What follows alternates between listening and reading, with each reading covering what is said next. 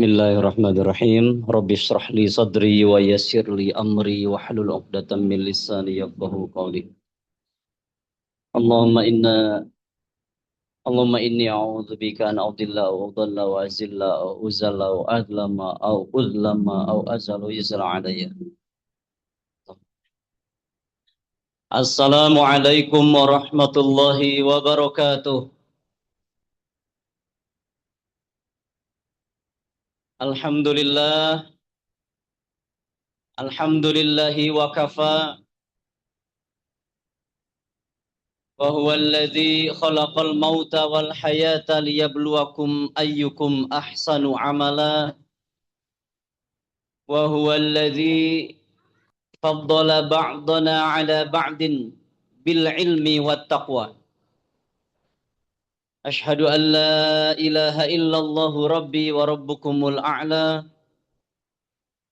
وأشهد أن محمدا عبده ورسوله الذي لا ينطق عن الهوى إن هو إلا وحي يوحى اللهم فصل وسلم على سيدنا ونبينا ومولانا محمد المصطفى وعلى آله وأصحابه أهل الصدق والوفاء والسلام على من اتبع الهدى اللهم انفعنا بما علمتنا وعلمنا ما ينفعنا وزدنا علما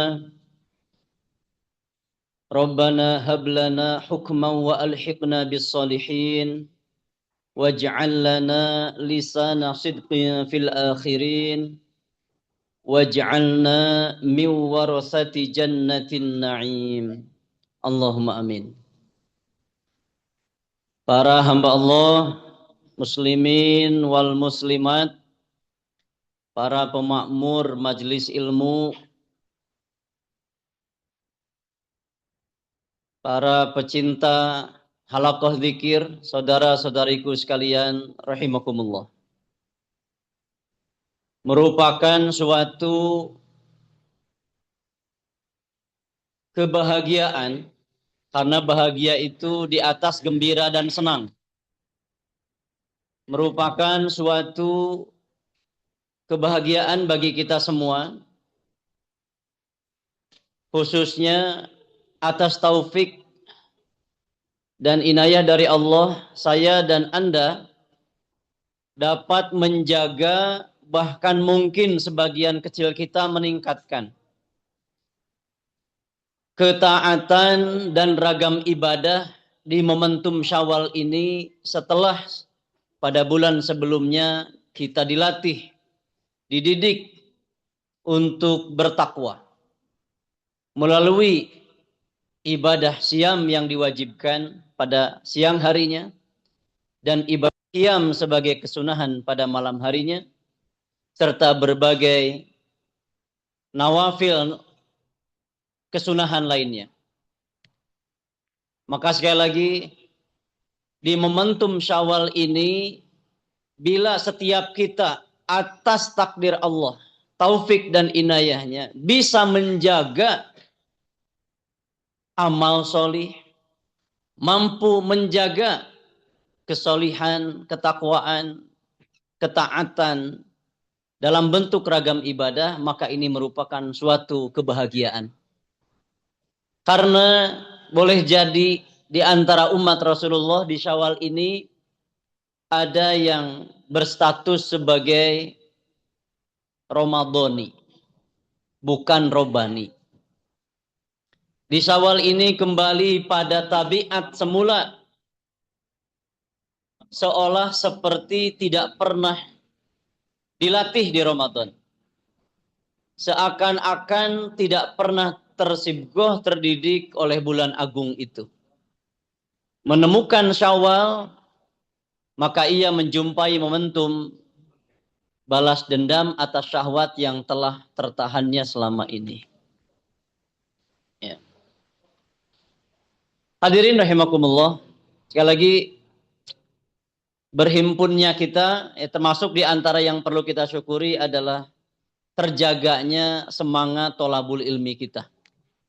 Sehingga sekup jiron sekalipun dengan terbatasnya komunitas barangkali ya yang memakmurkan, namun tidak menyurutkan semangat. Justru dengan terbatasnya jumlah kehadiran dijadikan peluang agar bisa lebih fokus dalam ngaji. Karena biasanya lamun lobaan mah sok rada kaweur. Do you know kaweur? Fokusnya jadi kemana-mana gitu perhatian teh. Loba tingalieun lobaan mah. Komo lamun ngajina di tempat wisata. Buki-buki gitu. Jadi pulang dari acara ngaji teh diomongkeun pemandangan. Lain hasil ngajina, bener Mas? Meureun ieu mah. Gitu. Kadang sok aya kan jelema teh nu dibere judul tong kieu mah teu bosen ngajina hayang di luar. Turutkeun. Tapi dasar benerna mah lain tempat, lain suasana. Yang menentukan adalah niat. Ek di mana wae rek saha ek sabaraha nu hadir rek saha nu mere elmuna eueuh urusan. Niatna rek ngaji. Gitu. Yang jadi fokusnya adalah dapat atau tidak ilmu tuh. Mun diomongkeun teh ilmu leuwih gandeng deui lamun teu menang ilmu gitu. Aduh, tadi teh teu kaharti bab nu disampaikeun teh eta pengerasna kurang jelas. Jadi kadinya fokusna teh. Lain opieun nu diomongkeun balik teh dia teh jeruk teu kabagian cenah. Sugan trek di non kabawa balik gitu, kabungkus hantu di sana. Dan lain-lain. Hadirin rahimakumullah. Nah, sebelum lebih jauh kita memanfaatkan waktu yang tersedia untuk lebih menguatkan pemahaman kita pada keutamaan ilmu dan dorongan atau motivasi pada belajar, kami kedepankan ibarat dari seorang ulama Azhari ini, Al-Misri, yang digelari sebagai Sibawaihnya Afrika. Ya, karena asalnya dari Afrika. Beliau juga alamah, namanya adalah Syekh Ad-Doktor Al-Ustadz Sayyidi Fauzi Konate. Mudah-mudahan kayak keharap jadi Fauzi Ramadan ya. Mudah-mudahan. Amin kan Kak Irfan? Ayo, kamana si jalu ini? Oh, nggak ada izin nggak ikut tapi ya tadi. Sayyid Konate, ya, Fauzi Konate. Nya, tapi ya mah ahli ilmu. Pek nate kieu al ilmu rafi'un la yanaluhu illa rafi'ul himmati. Jadi, yang namanya ilmu itu nilainya itu rafi'un, sangat tinggi. Gitu. Luhur kacida. Ya. Alhamdulillah, bila jeung sumping. Allah. Mangga. Kumaha saurna tadi? Al ilmu rafi'un. Ilmu teh luhur. Tinggi.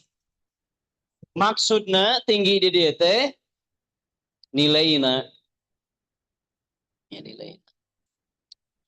La yanaluhu muadugi, tidak akan sampai atau tidak akan mendapatkan ilmu tersebut illa rafi'ul himmah. Karena saking tingginya nilai ilmu teu aya babandinganana pokona mah jeung harta benda duniawi. Jeung tong dibanding-banding. Saking mulianya apa? Ilmu. Saking tingginya lamun orang hayang mutiara kan ini dianggap bernilai ta mutiara teh.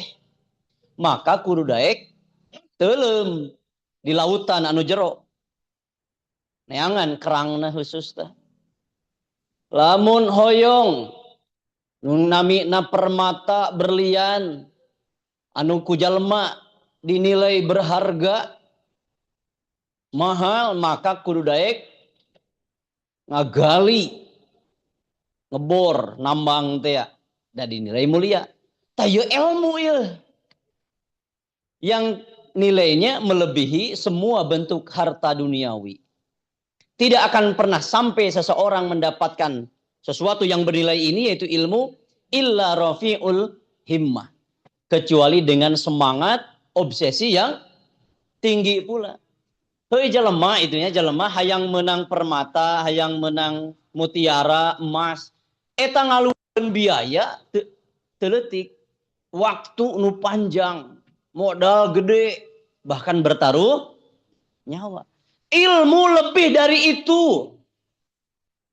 Kalau hari ini kita tidak sampai atau mendapatkan pada ketinggian ilmu, boleh jadi himmah kita, obsesi dan niat kita, orientasi kita mungkin kan pada ilmu yang ditempatkan tinggi. Sehingga berkorban untuk ilmu teh can katingali gitu. Ilmu itu tinggi, tidak akan pernah mendapatkan seseorang pada ilmu kecuali dengan himmah yang tinggi pula. Selanjutnya kata beliau, aduh letik gitu.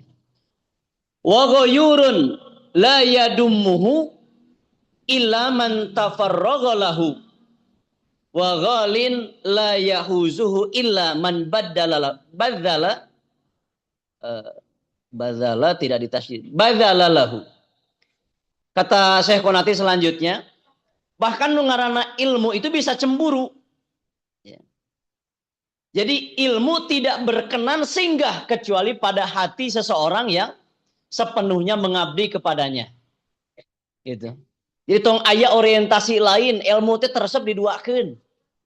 Seperti halnya beberapa istri yang nggak mau diduain, beberapa istri saja. Ya. Jadi ilmu bahkan memiliki kecemburuan.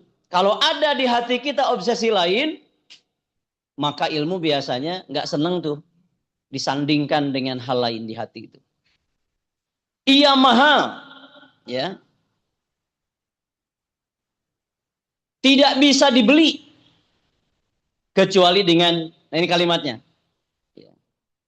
la yahuzuhu illa man badala lahu sawadal lail wa bayadun nahar. Saking mahalnya ilmu tidak bisa dibeli oleh harta dunia kecuali dengan malam yang dikorbankan dan siang yang dipersembahkan. Itu. Setidaknya malam ini kita sudah sedikit membuktikan bahwa himmah kita terhadap ilmu cukup tinggi. Di antaranya adalah mengorbankan waktu malam. Ayah di dia nu hadir kan hayang jeruk, hayang cangkedong balik ti dia dibungkuskan ke tuan rumah, ya weh sok ngacung. Atawa ngadodoho si pemateri ngayakeun pertanyaan dopres non dorpres. Biasanya sim kuring sok kituan, tamun pertanyaan bisa ngajawab bere duit gitu. Aya nu ngadodoho gitu. Entong eta mah teu kudu diniatkeun. Jadi ini mudah-mudahan jadi bukti kita mengorbankan sebagian malam untuk thalabul ilmi. Karena ilmu tinggi, yang mendapatkan ilmu ini hanya yang punya himmah tinggi. Di antara bentuk himmahnya naon cenah? Mengorbankan waktu malam. Can bisa dibandingkan orang jeung para ulama, Imam Nawawi dalam 24 jam dia fokus untuk 12 fan ilmu sekali duduk teteh. Sampai beliau itu tertidur di meja belajarnya. An-Nawawi. Aya 12 jam orang ngaji jiron ya. Ah, paling ge 60 menit.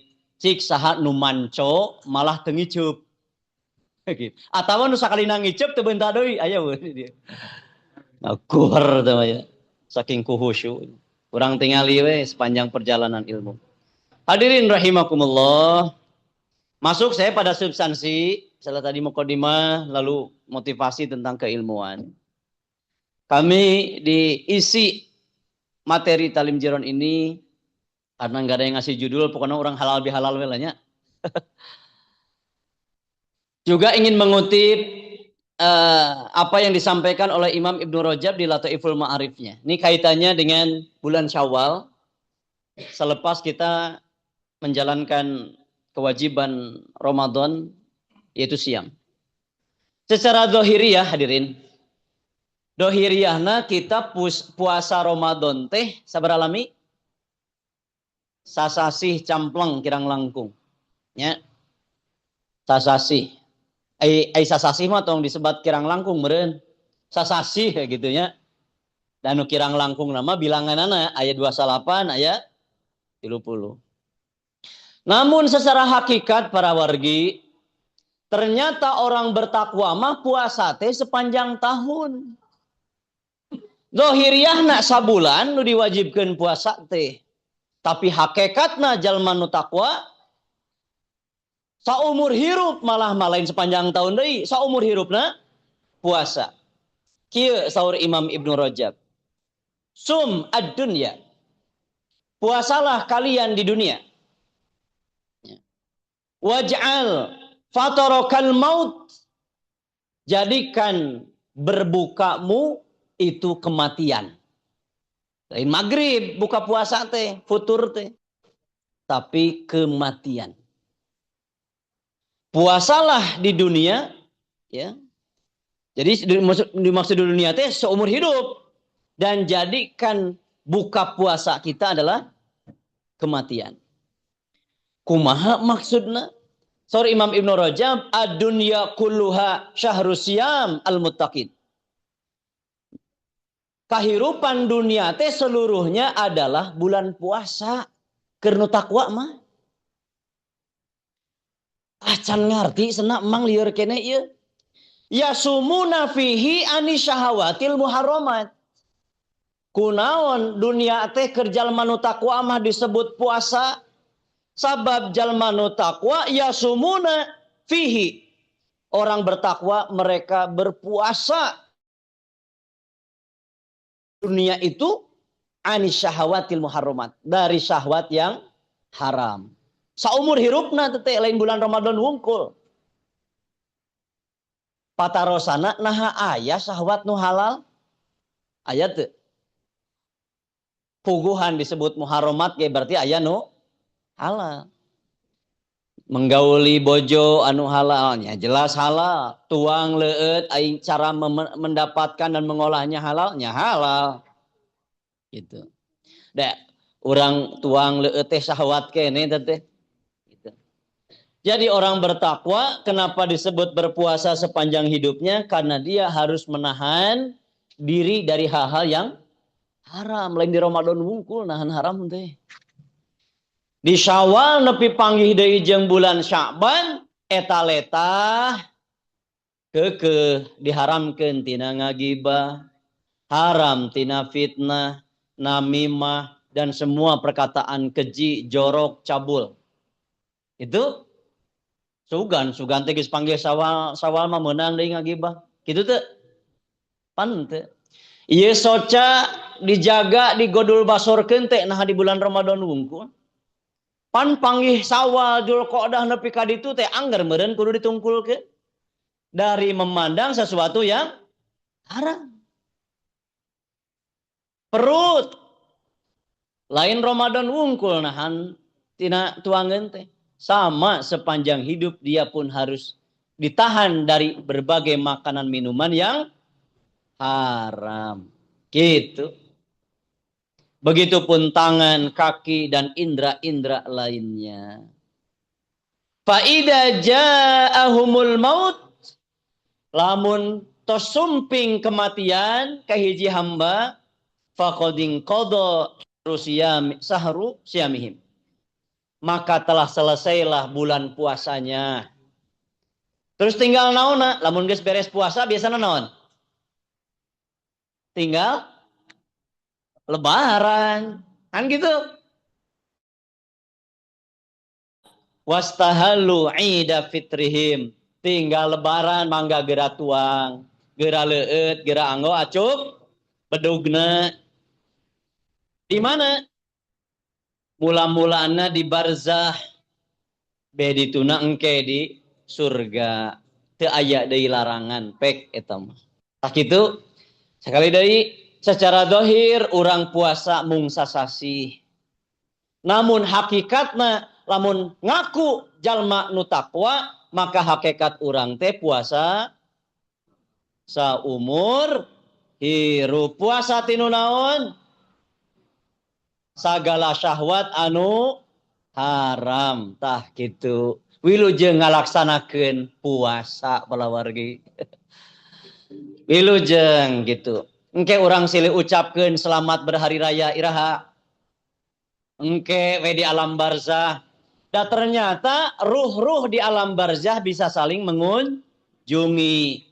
Malah lain sesama yang sudah wafat, tapi ruh yang sudah wafat bisa mengunjungi ruh yang masih hidup. Panjang bahasan eta mah lain waktuna ayeuna, tapi gitu weh pokokna mah. Ya. Hah? Lain ngaririwaan. Malah mah simkuring kamari ka guru nawaran mun maneh hayang panggih geus jeung nu paraeh aya amalanna aya. Aya tirakatna ti para ulama. Ngan simkuring geus apal ilmuna keukeuh teu migawe nah sieun gitu. Sieun. Lain pas bisi panggih teh nya jalma nu dipanggihkeun jeung urang teh ternyata wajahna teh rusak gitu. Ginggiapeun ka ditu leuheung lamun bercahaya nya ayo grawing gitu. Hadirin rahimakumullah. Eta pangeling unggul ti Imam Ibnu Rajab tentang hakikat puasa. Pikeun saha tadi? Jalma nu tarakwa. Kunaon kudu dielingkeun sabab puasa nu sabulan kamari di antara imbasna atau hasilna adalah la'allakum tattaqun. Cibuktoskeun ayeuna takwa can urang. Salajengna simkuring rek nyinggung tentang Syawal ieu. Ai materi utama nama lain ieu sebenarnya mah. Materi utama nama rek nyinggung tentang selat-selat mangpang mempeng ke rame aina Hormuz kayak dihubungkeun jeung kahirupan berjamaah. Ya. Mangpang mempeng we. Tapi lu menempi waktuna lamun teu nepi teu naon bab Syawal we urang anggeuskeun. Syawal bulan ka 10 dina rangkaian Komariah. Ya. Coba sebutkan 7 bulan sebelum Syawal bulan naon? Sok sing gancang. Rada ngahuleng ti iseun ngadadak teh. Ayeuna bulan naon bulan Aprilnya. Cek 3 bulan sampai Mei April naon? Oh, babari. So. 5 bulan saenggeus Syawal naon? Tuh, ti iseun deui we. Hah? Oh, tereh euy lumayan. Iya kada identitas itu teh. Apalkeun. Malah mah urang kudu apal tahun kelahiran. Dina Hijriyah. Imbasna teh kana angka-angka di Quran. Contohna Al-Ahqaf ayat ke-15. Ya. Balago asyudahu apa? Wa wasainal insana biwalid ihsana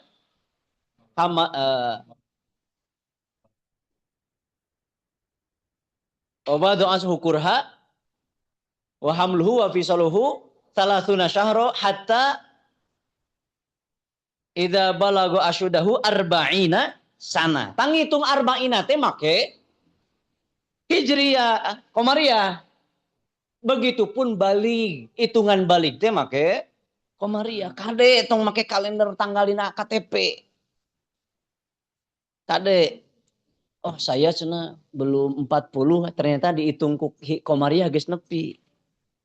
Karena Komariah lebih awal daripada Syamsiah. Itu. Begitupun ngitung akikah harus make waktu Islam. Maghrib mimitina. Borojol we lahir ya budak teh. Nya geus Isya malam Rebo ya, maka dia dihitung lahirnya hari Rabu. Tong dihitung karena hitungan umum mah ya, ieu teh masih poe naon? Salah takade tong salah ngitung. Jadi imbasna teh kadinya. Cung di dia simkuring mah apa kelahiran simkuring dina Hijriah? Mana bulan Jumadil Awal. Gitu. Cik, tahun gajah aing teh geus masih purba atuh bener aing teh ya. Kudu sok apal kene make googling we tah kena aya konversi-konversi gitu nya wayahna. Salajengna Syawal hadirin cik ekna Rasulullah simkuring Syawal artinya naon? Meningkat. Ayo orang ngaji hadirin. Karena sok aya nu cocok logi ya. Ya, orang ngaji. Meh teu kaprah deui ka dituna teh.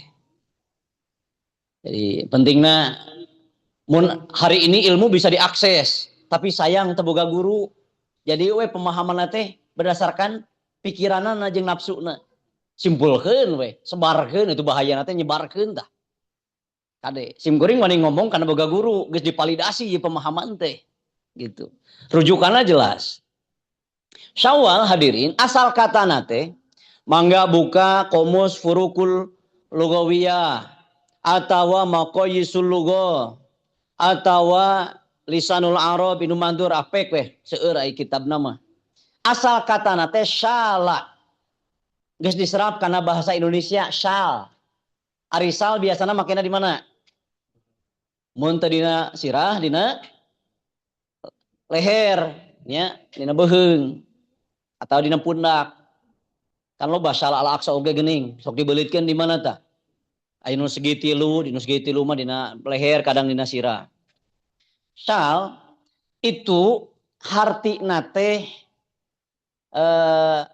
tinggi ya. Hartina teh irtafa'a. Irtafa'a teh kumaha? Luhur, tinggi, meninggikan. Karena ini fi'il madinya, irtafa'a. Meninggikan atau menaikkan. Gitu. Tuluy asal katana di mana? Nah, Syawal teh penyebutan nama bulan yaitu Syawal apakah setelah Islam disempurnakan risalahnya Rasulullah atau nama bulan ini sudah ada sebelum Rasulullah diutus? Jawabannya mana? Syawal ngaran bulan pan. Nama ini apakah disematkan setelah Rasul diutus atau sebelum Rasul diutus? Samemeh na jauh-jauh poe geus dibere aran Syawal. Karena diambil kalau merujuk pada apa yang disampaikan oleh Ibnu Alan As-Siddiqi Asy-Syafi'i dina Dalilul Falihin dan juga oleh Ibnu Mandur di Sunan Arab. Itu asal kata nanti tina istilah-istilah orang Arab anu mengistilahkan syalatal ibil atau syalatan naqatu bidanabiha. Syalatal ibil teh si buntut onta mun di bulan ieu teh tajib mun teu percaya ka Mekah we ayeuna jig umroh ka ditu tuh. Buntut unta teh jeceng. Mas apa jeceng Mas? Bahasa Indonesia na jeceng naon atuh? Tegaknya ngaced naon atuh, tegak ke tegak. Sehingga menyulitkan si pejantan mengawini. Gitu. Di bulan ieu teh tah. Ngadadak eta buntut onta teh ngadon jareceng. Si jantan kesulitan mengawini. Gue muncul kepercayaan jahiliyah bahwa di bulan ini teh bulan sia. Tong karawin bulan ieu, da onta ge hese dikawina. Itu karena kebiasaan unta meninggikan ekornya, maka bulan ini disebut Syawal. Jadi tina kabiasaan. Gitu. Aya deui pendapat nu kadua. Karena artinya irtafa'a naik ke naon nu ditaikeun. Ternyata kebiasaan orang Arab jahiliyah baheula lamun geus asup bulan Syawal eta senjata anu ditalikeun dina cangkengna teh diudar, dilepas, lalu disimpan di rumahnya dan paling tinggi. Oh, nepi ka neangan taraje meureun digantungkeun. Gitu. Menggantungkan senjata, pedang atau panah di dinding yang tinggi itu irtafa'a, syala. Dari kebiasaan menggantungkan senjata ini maka disebut nah make jeung digantungkeun senjatana. Sebab dalam keyakinan mereka aya geus deukeut bulan-bulan haram. Naon bulan haram? Dzul Qa'dah, Dzulhijjah, Muharram 3 bulan berderet tah, simultan itu mah. Jadi we anggeus urang istirahat teh ti ayeuna cenah. Tatan-tatan ngahareupan bulan haram. Jadi Syawal geus peperangan deui ti Syawal keneh ge geus digantung-gantungkeun. Dari kebiasaan inilah disebut Syawal. Lalu di zaman ini kemudian dikenal juga artinya meningkatkan. Jadi kadinya anta. Jadi meninggikan, menaikkan, lalu dimaknai meningkatkan. Sebetulnya hadirin, saya dengan sangat berani menyebut ini cocok logi. Karena nggak ada kaitannya sebetulnya. Dengan peningkatan apa? Amal. Nggak ada kaitannya. Geus digula-gali tadi kitab naon cetenu ayanya. Nggak ada. Tong disebut gak ada, sombong teingnya. Belum menemukan. Mungkin lebih bijak tuh. Belum menemukan. Kalau dilihat dari asal usul. Tapi kalaupun mau dicocok logikan, meningkatkan amal, maka bukan meningkatnya amal dari Ramadan. Dari puha itu di Ramadan. Punten aya nu geus hatam deui. Ayeuna kan geus asup pekan ka-4 di Syawal. Aya nu geus hatam deui Quran. Cung. Wahai orang-orang yang belum meningkat. Kan gitu kalimat. Sebab sok rada gagal paham meningkat, meningkat amal. Waduh lah. Mana yang meningkat? Gitu. Jadi kalaupun mau dipaksakan, istilah itu dipaksakan cocok logi, maka meningkat dari bulan sebelum Ramadan, yaitu Sya'ban. Bukan dari Ramadan, ripuh di Ramadan, moal aya nu bisa ngalewihan Ramadan. Gitu. Tong boro 8 rakaat, 11 rakaat sidik witir ge seuseut pan. Ieu keur curhat ieu mah. Gitu. Hadirin rahimakumullah. Ta eta nu disebut Syawal. Naon cenah artina tadi? Artina teh irtafa'a. Naik, tinggi, tapi nu ditaikeun buntut. Nu ditaikeun, nu ditinggikeun senjata. Gitu. Tadi Pupuja Sim Guring lamun rek dicocok logikeun maka meningkat amal teh lain ti. Tapi ti bulan naon? Sya'ban atau bulan samemehna. Da Ramadan mah bulan tarbiyahna, bulan riyadohna gitu. Kade. Salajengna masih Syawal kene ya. Samemeh ka salat-salat Hormuz. Ya. Asal kata teh Hurmuzan eta teh mun hayang apal mah kunaon disebut Hormuz?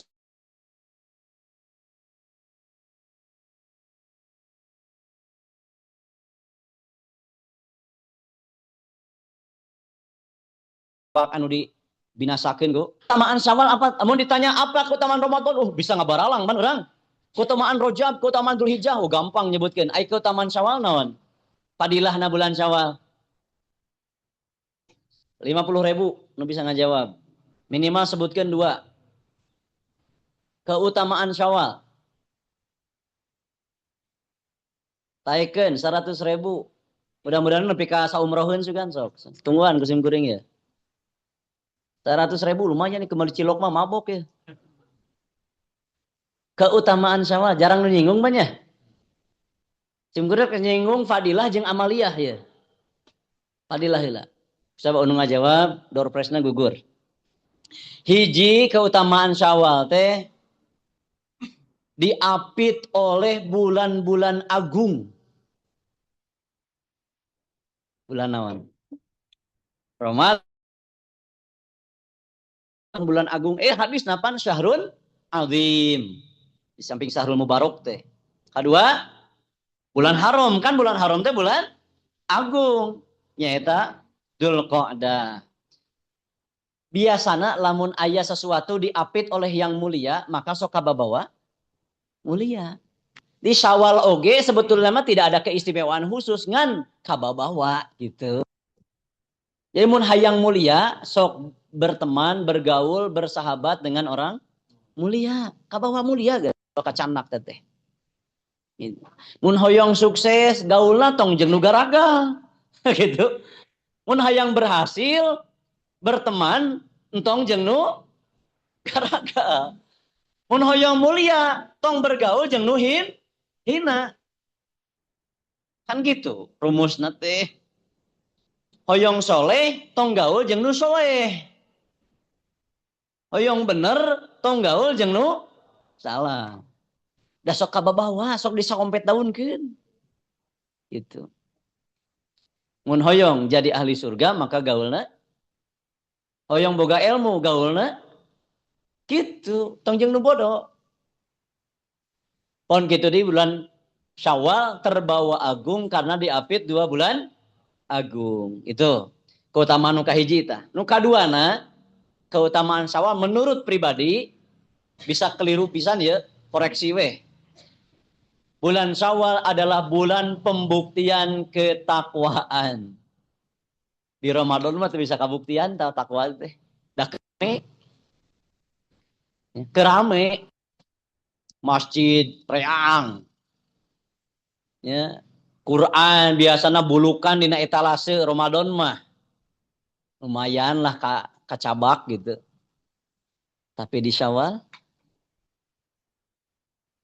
maka bulan Syawal di antara keutamaannya adalah bulan pembuktian ketakwaan menang ngalatih di Ramadan teh.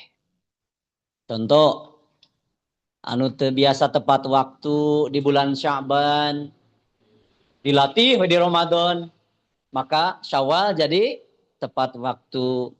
Nugas tepat waktu di Sya'ban tapi tara rawatib, di Ramadan dilatih rawatib, maka Syawal terjaga. Nah, hasil pembuktian teh gitu.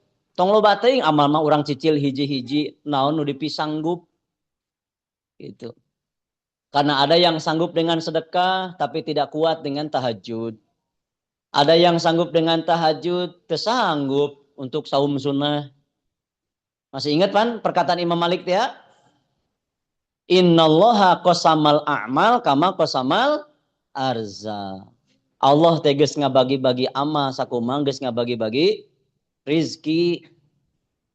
Jadi dengan dibagi-baginya amal, setiap kita punya peluang untuk mendapat rahmat Allah dengan amal masing-masing.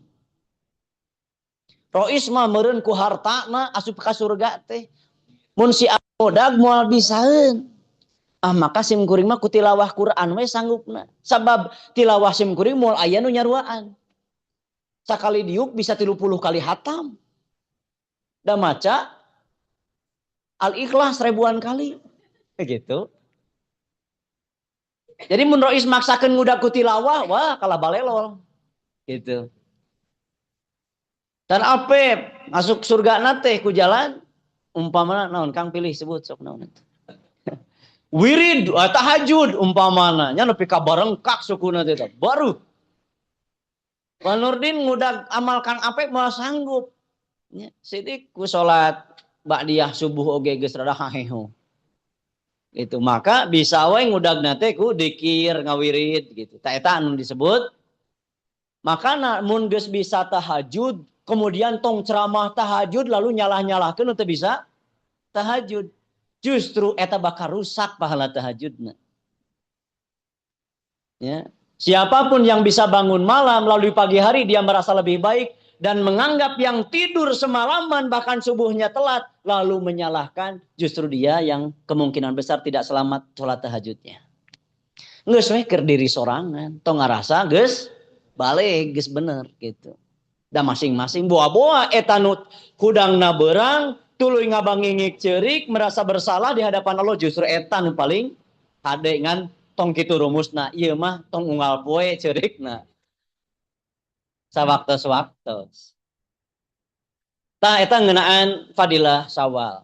Ali ka amaliyah Syawal cik ayeuna da gampang nih menyebutkeun. Amaliyah Syawal naon cik? Tapi sim kuring yakin nu sok dipopohokeun ya.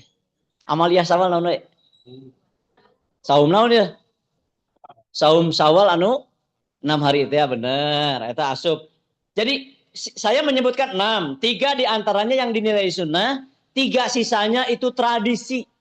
Nah anu tadi disebut sunnah. Kedua naon? Oke amaliyah. Iya bener. Tapi tradisi. Asup karena tradisi itu mah. Oke geus sebut hiji-hiji ta. Naon deui? Opat deui ieu. Tak itu ngaji mah kudu mikir tong hayang dihuapan we da kalah tunu atuh. Halal bihalal eta masuk tradisi kedua tah geus kaasup bener. Geus 2 inu tradisi ya. Naon deui?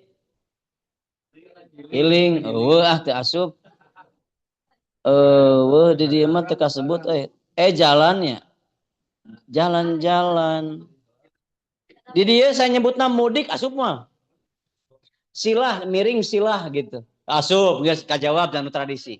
Lain, nu bener mana ya silaturahmi atau silaturahim? Tapi penting ngaji ya. Silaturahmi, silaturahim sadayana ngantong salah make. Ari silaturahim mah merekatkan tali persaudaraan anu dilandasi ku wiladah, keturunan, kelahiran. Mundina bahasa Arab nama al-usratu jeung al-ahlu. Al-usratu mah mun dibahasa singkatkeun mah meureunnya teu panjang teuing, keluarga kecil. Nu aya dina kakak eta al-usroh ngaranna teh. Salaki pamajikan anak usroh.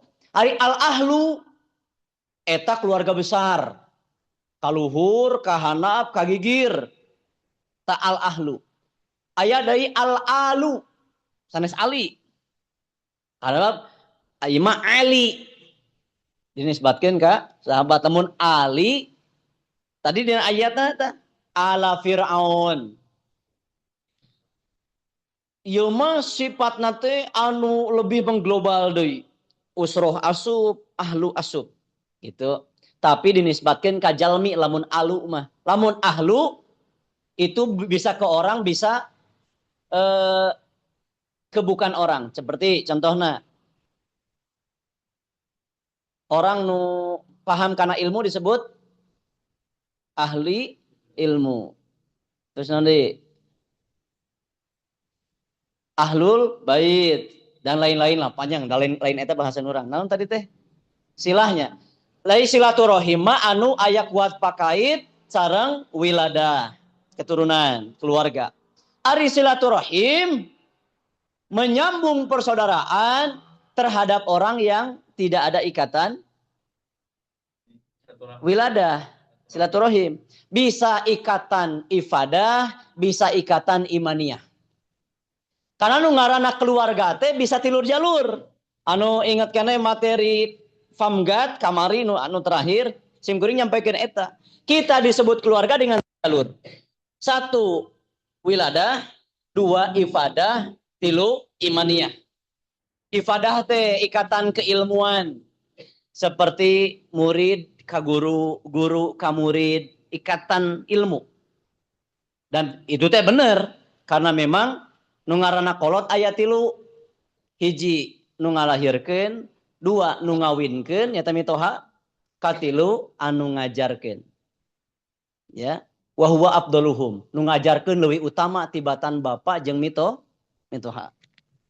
Kade ya urang daruraka anu jadi guru kade doakeun dina doa-doa orang di Robbig Firli teh sematkeun wa masyaikhi wa ustadi dan seterusnya. Tong poho. Urang bisa kenal jeung Allah tidak wasilah guru teh. Itu. Aya nu cerot langsung apal ilmu tauhid. Wah. Eta silaturahmi sareng silaturahim. Tuluy naon di amaliyah teh. Tos kajawab 3 nu tradisi, hiji nu sunnah. Nah, bener sesungguh ge loba nu mau pohokeun, loba nu teu sadar ya. Nu bisa ngajawab benang hadiah pokoknya masuk. Peras, pikiran peras. Rois. Memang kasep luar dalam itu ya. Eta sudah dipopokeun. Tapi anu kaliwat hiji mimitina, nya eta takbiran.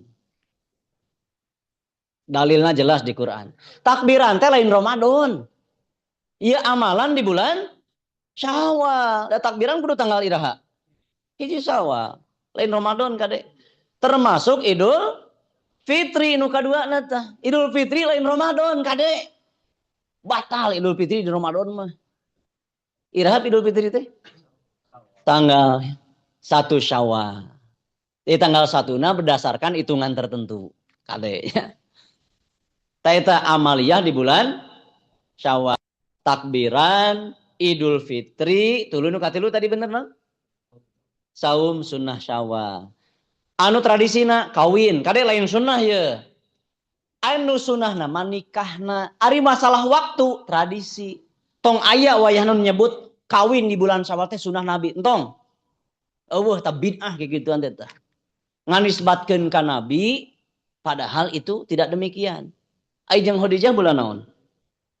Nah, tadi disebut sunnah.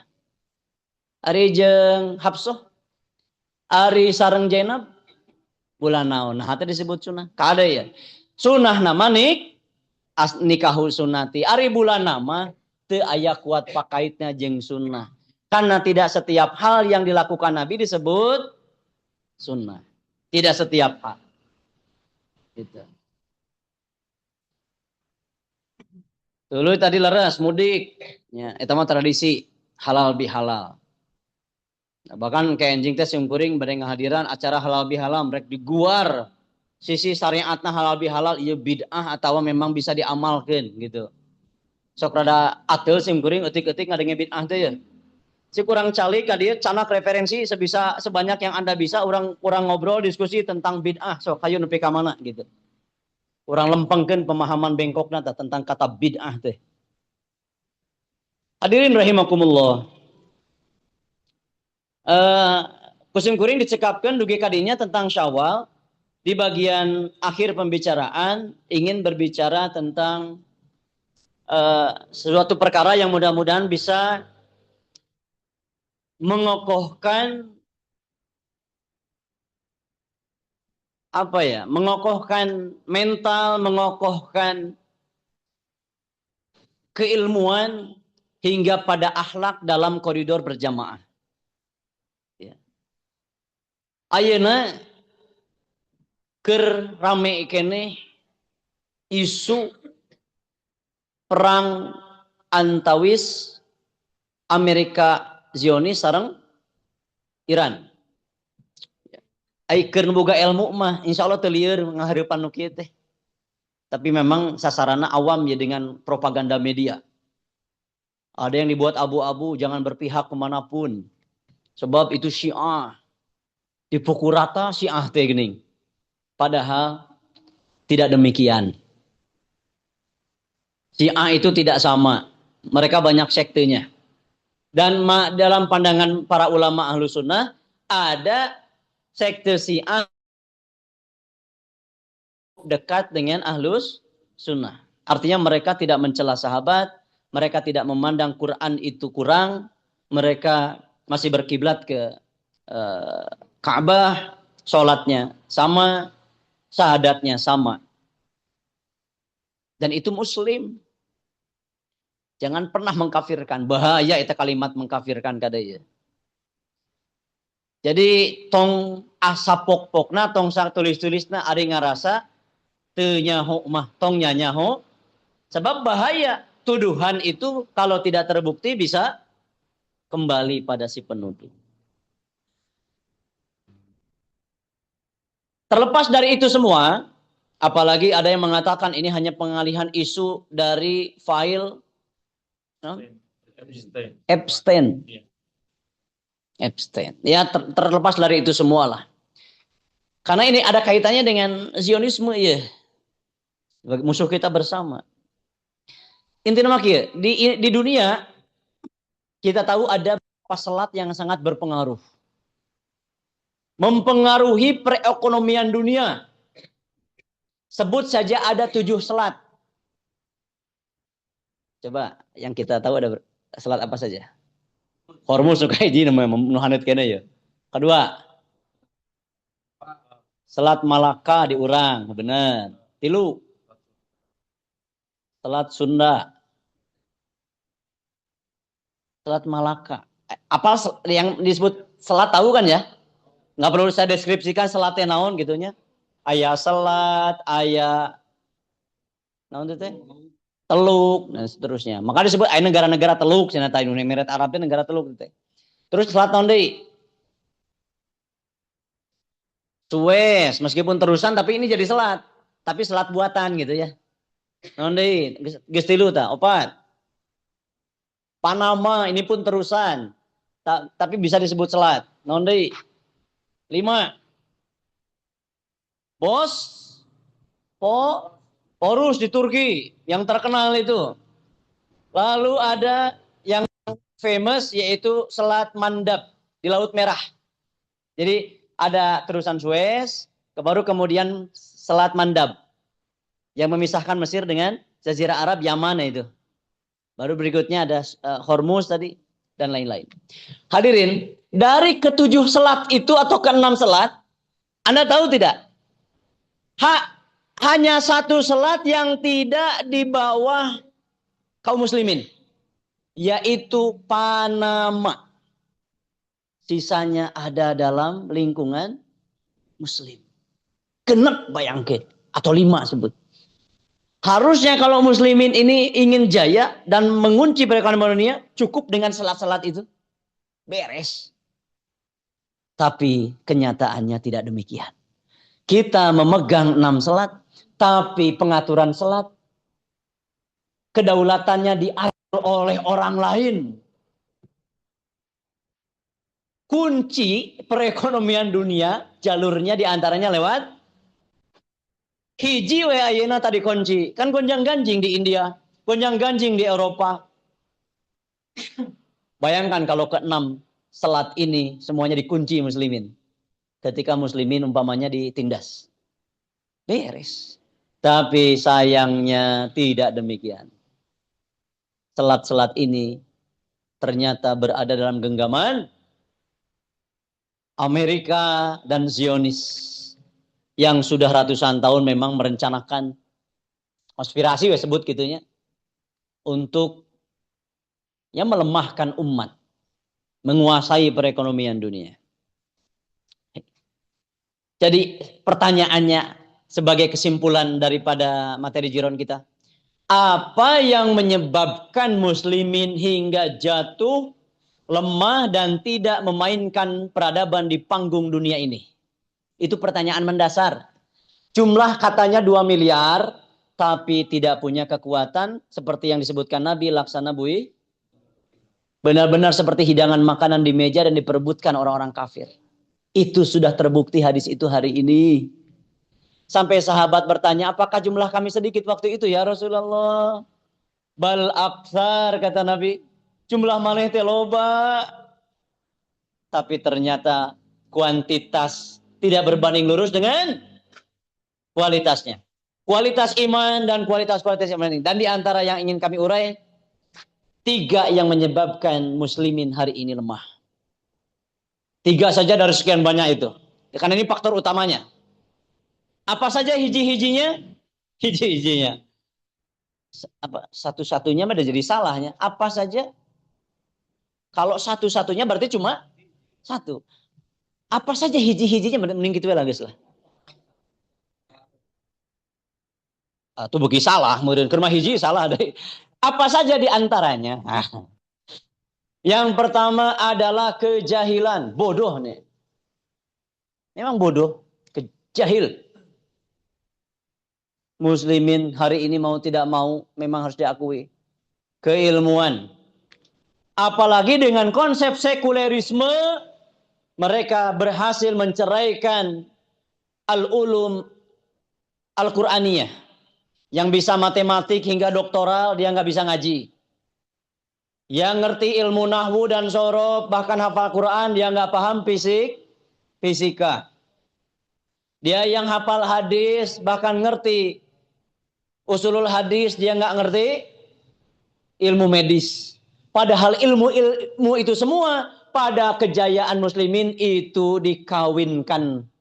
Maka satu orang punya gelar alimul alamah. Astronomi, sosiologi, sekaligus hafidz Quran. Ya, matematikawan. Wah, pokoknya hari ini yang lebih parah lagi, kita nggak hafal Quran, ilmu alat nggak ngerti, hadis jauh, ilmu terapan tenyaho. Bekiripuh kalau orang main. Pendidikan makin dikebiri. Itu problem bodohnya kaum muslimin hari ini. Padahal masih tersimpan di museum, raja-raja Eropa ngirim surat ke universitas di Mesir, Al-Azhar, lalu mengirim surat ke universitas yang pertama teh, Qarawiyyin. Ngemis-ngemis supaya anaknya diterima di kampus-kampus kita. Suratnya masih ada. Hari ini dibalik kondisinya. Kebodohan hadirin. Karena muslimin juga nggak punya minat ngaji, belajar yang serius. Kita rindu, bukan terpisah-pisah teknokrat, birokrat, alim, ulama itu terpisah. Bahkan itu pun udah nggak berminat. Ada PR besar. Lewat tarbiyah kita ingin bangun kembali pondasi-pondasi itu. Itu. Kumacarana ya sedang dipelajari dan Allah yang nanti yang menentukannya. Hari ini bahkan pendidikan pun jadi ajang komersil.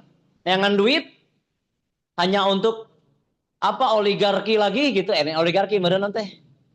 Hanya untuk membangun kerajaan bisnis lewat pendidikan. Kalau bahasa legegna mah meureun naon teh istilahna teh. Sistem ekonomi nu di Indonesia teh ngaranna teh kapitalis. Eta nih hal haris disebut kapitalis. Tidak akan pernah ada berkah-berkahnya lembaga pendidikan yang berhaluan kapitalisme. Nggak ada. Itu bukan untuk ajang pembinaan. Bahkan sampai ke kampus-kampus kita sekarang. Alhamdulillah saya punya banyak file dari para pakar yang sudah menilai semenjak lama memperhatikan arah pendidikan di Indonesia saja. Bahkan setikan kampus pun hanya untuk mencari duit. Intinya begitulah. Kehilangan marwah. Kita punya ITB. Tapi jarum masih ngimpor. Kita punya IPB. Tapi pupuk masih impor. Nggak ada tuh lulusan IPB yang bisa nanam benih. Aneh itu. Aneh betul. Menurut saya ini kehilangan berkah ilmu. Mereka paham teoritis segala macam. Oh, wow, lamun di podium menerangkan istilah-istilah. Tapi nol dalam hal tataran apa? Tataran aplikasi. Insya Allah saya wani duduk dengan rektornya. Ayo kita diskusi masalah pendidikan ilmiah. Ayo gitu. Rindu pisan saya kapan ada yang bisa nemuin gitu. Komo jeung orang UPI ayo. Kita duduk bareng. Para dosennya saya pernah ajarin mereka tuh. 2 kali diundang dan melongo tentang parenting nabawiyah mereka. Masih jauh hadirin pendidikan kita. Pertama, problemnya jahil. Ini harus ditangi. Oleh karena itu, wahyu pertama yang turun adalah tentang membaca dan menulis. Nun wal qalami wa ma yasturun. Dan hari ini menulis tidak bisa digeser oleh keyboard. Karena perintahnya bukan nun wal keyboard wa ma yasturun. Apalagi sekarang ada aplikasi, kita ngomong langsung ada tulisan. Betul? Saya ngomong bisa langsung gitu. Pidato langsung jadi teks. Punten, menulis. Alhamdulillah ada jurnal khusus yang telah saya pelajari. Bagaimana nanti akan dibuat jadi program kutab madrasah. Lulus dari kutab maupun madrasah khususnya punya karya tulis. Tulis tangan, bukan typing. Tulis tangan. Ini sedang dalam penelahan terlebih dahulu supaya kokoh pondasinya. Santri-santri kita lulus dari level manapun, bahkan nanti 2 pekan kemudian di level madrasah kami akan presentasikan bagaimana cara nguji santri. Bukan lagi dengan multiple choice ABCD isian esai, enggak. Kita akan ganti secara bertahap, langsung uji ilmunya. Kitab apa yang dipelajari, dia kuasai nggak kitabnya? Suruh baca kitabnya tuh depan guru. Benar gak bacaannya? Lalu uji pemahamannya supaya bersanad. Nggak ada cenah-cenahan lah. Kalau Quran ya Quran. Kalau nggak mau mulai dan mulai disiplin, nggak akan pernah lahir peradaban. Generasi yang cemerlang nggak akan pernah. Kita harus merubah. Kedua, wahan. Penyebab kedua muslimin gagal adalah al-wahan. Naon cenah wahan teh? Itu dia. Selama muslimin tidak mengecilkan dunia di hatinya dan membesarkan akhirat di dadanya, selama itu pula dia tidak akan memainkan peradaban di panggung dunia. Kebodohannya perangi, kemudian sifat wahan. Lalu membesarkan akhirat. Dan membesarkan akhirat itu menjadi kurikulum di kutab. Bagaimana akhirat itu nampak nyata dan jelas, bukan dongeng, bukan zaman atau suatu kurun yang masih jauh untuk dijangkau. Tapi sangat dekat. Ini butuh diajarkan, dididik, dan diyakinkan.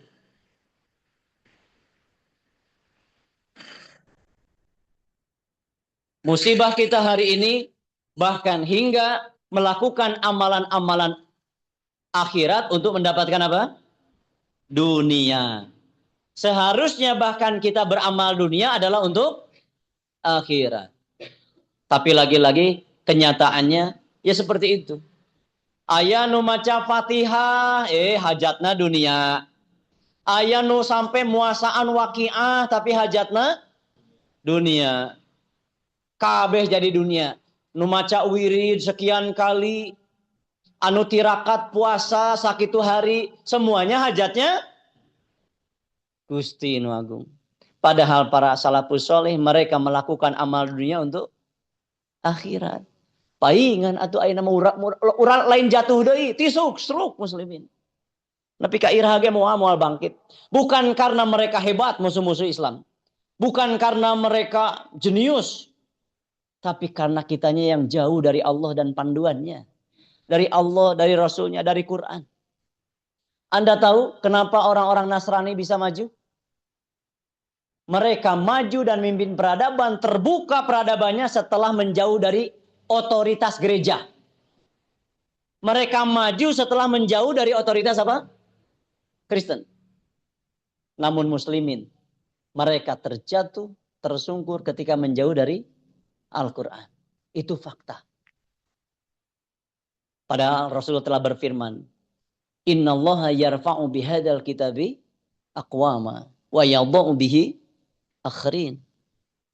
Tapi itu cuma jadi hafalan dan bacaan, tidak sampai pada keyakinan hingga perbuatan. Allah mengangkat beberapa kaum dengan Quran, tapi hafalan, actionnya mah enggak. Karena ada di hatinya keyakinan yang mengangkat derajat kita harta. Sedang boga harta mah orang teh sok dihormat, bahkan untuk ngaku dulur dia tiba-tiba ngaku. Kadinya obsesina tidak. Memang itu tidak bisa dinafikan, aya memang. Tapi selama obsesi dan orientasi kita dunia tidak akan ditinggikan. Beginilah nasib kita sekarang. Jadi selama muslimin masih memegang di hatinya awan, sieun paeh, sieun kehilangan dunia, apapun bentuknya, maka sepanjang itu pula dia akan terhina. Jatuh. Yang ketiga adalah tafarruq. Kenapa muslimin jatuh? Hina, rendah, didolimi di mana-mana, kita nggak bisa lawan. Karena berpecah belah.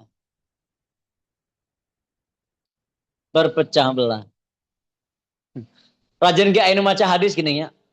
Sataftariku ummati ala sintain ay sab'ina. Bukan. Jadi terpecah sana gitu. Etanuhi disebutkan hiji pangaku-ngaku kabeh. Geus ngarasa aing deui. Padahal penafsirannya begitu beragam. Begitu banyak. Intinya muslimin kalah, rendah karena terpecah belah. 3 faktor tadi. 1 bodoh, 2 apa tadi? Cinta dunia dan mengecilkan akhirat.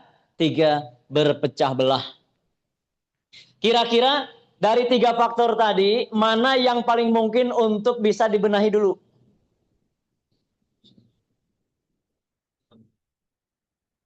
Menghilangkan kebodohan? Mungkin? Berat apa ringan? Menghilangkan wahan dari dada orang beriman? Mungkin? Berat ringan?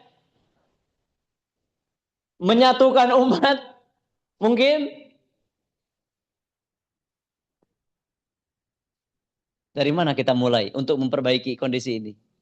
Kalau mulai dari nomor 3, itu upaya yang sangat bagus. Strategis. Namun, yang harus kita pegang, supaya tidak kecewa, ingat, Nabi sudah berdoa pada Allah agar umatnya tidak terpecah. Dikabulkan? Tidak. Namun, jangan sampai memakai dalil ini lalu pesimis. Karena tugasnya adalah menyeru pada kesatuan umat. Meskipun kita juga punya keyakinan bahwa umat Jadi seruan yang dilakukan adalah ibadah. Karena bersatunya umat bukan dalam ranah kewenangan dan kemampuan kita. Itu ranahnya kewenangan siapa? Allah. Meta kecewa. Jadi kita menyeru umat pada kesatuan. Wahdatul ummah itu ibadah. Bukan pemaksaan. Bukan sekadar untuk ngumpul-ngumpul jumlah. Tapi ini dakwah ibadah. Nah hadirin. Semuanya kita garap secara bersamaan. Karena sangat mungkin. Meskipun ada yang tidak mungkin. Gitu. Hilangkan kebodohan dengan ta'lim. Dengan tarbiyah. Hilangkan wahan dengan tazkiyatun nufus. Lalu kemudian hilangkan perpecahan dengan dakwah. Tapi dakwah yang tentu terstruktur. Memperhatikan urutan, tahapan, adab, dan apalagi ilmu. Ada ilmunya dakwah oke. Ya. Ketika dakwah ini diserukan, pada kesatuan tetap yang dibesarkan adalah Allahnya. Jangan ada seruan-seruan selain kepada Allah, karena hanya akan mengundang perpecahan.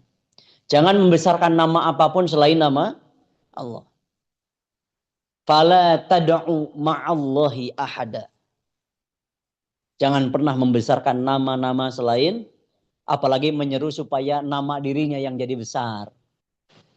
Saya umpamanya bangun pondok supaya nama Abim yang besar.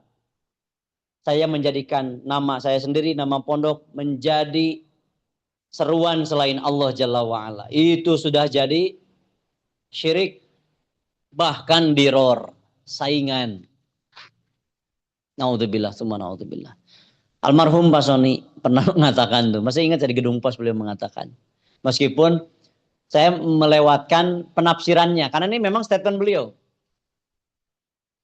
Boleh jadi kita menyembah sesuatu yang kebetulan namanya Allah, tapi bukan Allah. Itu ada bahasa beliau. Kalau ada rekamannya bisa diputar ulang tuh. Hari ini saya mencoba nyanyapa gitu, menerawang saja. Boleh jadi gitu. Boleh jadi. Seperti kita melabeli diri muslim, tapi sama sekali tidak menerapkan nilai-nilai keislaman. Itu kan bahaya betul. Karena kalau kajian di kitab akidah, di bab akidah, kita membayangkan Allah dalam benak kita, itu sudah musyrik. Bayangkan Allah berbentuk lafad, ada lafad alif, lam, lam, ha, terus bersinar. Itu sudah membuat Allah menjadi berhala. Kade. Karena Allah laisa kamitslihi syai'. Apalagi dijisimkan. Ditasbihkan pada makhluk kade ya. Bahaya. Ya. Begitupun namanya. Maka sekali lagi mari kita garap 3 poin ini yang menjadi penentu kelemahan umat kita garap. Kami sedang menggarap di sisi tarbiyah dan ta'lim seperti ini. Yang lain mungkin dari sisi dakwah. Sesuai dengan kesanggupan kita. Dan memohon terus pertolongan pada Allah. Dan orang lain sasaha itu. Tong asa aing gitu. Semua ini karena saya. Semua. Mun aya anak jadi ananiah kaditu nate. Tidak ada. Semua biiznillah. Kalimat biiznillah. Tolong sebut itu. Karena Allah. Itu hadirin. Jadi sangat jelas bahwa muslimin hari ini dalam keadaan lemah. Apa-apa yang Nabi pernah sabdakan. Kita lihat langsung buktinya. Kayak kurang iman dari kumaha gerasok. Ketika ayat turun, hadis dibunyikan Nabi, waktu itu belum terbukti. Tapi para sahabat sudah mengimaninya. Ai urang mah ayeuna geus ningali langsung kejadian-kejadian teh euy. Asa pira aku gitu lamun. Nah, tapi kemudian munculkan kalau begitu karena Islam itu masih kemungkinan bangkit dan pasti akan bangkit. Lain di dagoan, bangkitna teh tapi diupayakan. Kesatuan umat dalam satu sentral kepemimpinan yakin pasti akan terwujud secara makro nanti. Tapi bukan berarti ditunggu. Harus dirintis dari sekarang. Didakwahkan. Dan diwujudkan sesuai kesanggupan. Gitu. Begitupun menghilangkan kejahilan. Waduh, menghilangkan kejahilan itu lain perkara mudah. Tapi eksekusi wes bisa-bisa lewat tarbiyah. Begitupun wahan lewat taklimnya, tazkiyatun nufusnya. Gitu hadirin. Matak sing semangat, sing istiqomah menghadiri taklimnya karena itu untuk menghilangkan wahan. Lalu tergambar di benak kita akhiratnya deket dan nyata gitu. Bahkan setiap kita ini sudah dekat dengan liang lahat. Tinggal hitungan jengkal. Tong ngarasa lila di hirup teh. Apa kita belum nyadar? Setiap kita yang sudah lewat umur 30 tahun, kita sudah kehilangan separuh umur kita. Entong nyebut 50 tahun, umur teh tengah-tengah nak lain. Tengah-tengah umur kita adalah 30 tahun. Kalau merujuk pada hadis Nabi. Inna a'maru ummati baina sittin wa sab'in. Bahkan kalau merujuk pada puncak usia yaitu 40, ya, maka sebetulnya tengah-tengahnya adalah 20. Jadi usia 40 itu adalah awal dia untuk menghimpun amal akhirat. Kata Mbah Mun almarhum rahimahullah, siapa di antara manusia yang memasuki usia 40 lalu dari sisi dunia dia tidak termasuk agnia, maka kejarlah kekayaan dari sisi ukhrawi. Mbah Mun. Itu pendapat beliau. Seolah-olah namun geus umur 40 mah dan tidak kaya jadi mual mungkin kaya deui gitu. Jangan sampai miskin dari pahala ukhrawi. Tapi itu pendapat beliau dah aya oge ceritana nu umur sakitu kaluhur tiba-tiba apa ya tuh. Emasnya 10 kilo mah pae. Tiba-tiba anu mere. Hadirin rahimakumullah, mohon dapat diperhatikan butir-butir 3 tadi. Insya Allah dengan ketiga hal tersebut, meskipun Allah yang maha tahu nanti yang akan mewujudkannya kapan, tapi mari kita garap. Ulangi, menghilangkan kejahilan dengan apa? Ilmu. Ilmu diraih dengan tarbiyah dan ta'lim. Lalu menghilangkan wahan dengan apa? Tazkiyatun nufus. Tazkiyatun nufusnya dengan ta'lim juga lewat tirakat-tirakat, gitunya, wirid-wirid. Lalu yang keempat, yang ketiga tadi menghilangkan perpecahan dengan dakwah, menyeru pada Allah dan kesatuan umat. Lamun geus bisa dibawa ke Allah, pasti bakal tunduk karena aturan Allah. Cek Allah, kumaha? Jangan berpecah belah. Boleh nggak berbeda pendapat? Boleh. Yang nggak boleh berpecah belah. Gitu. Allah alam bisawab. Ieu mata geus hayang ngatup Gusti Nu Agung. Terus ingat kaciranjang kepada Rasul Jalasa kami kembalikan pengaturan acaranya. Dan tentunya mohon maaf apabila dalam penyampaian ini banyak perkataan yang kurang mernah cek Sunda mah ya dina manah para wargi sadaya nuhunkeun punten kasuhun oge nada tegur nasihat nanti pala wargi. Barakallahu fikum. Hadani Allah yakum ajmain. Subhana rabbika rabbil izzati amma yasifun wa salamun alal mursalin walhamdulillahi rabbil alamin.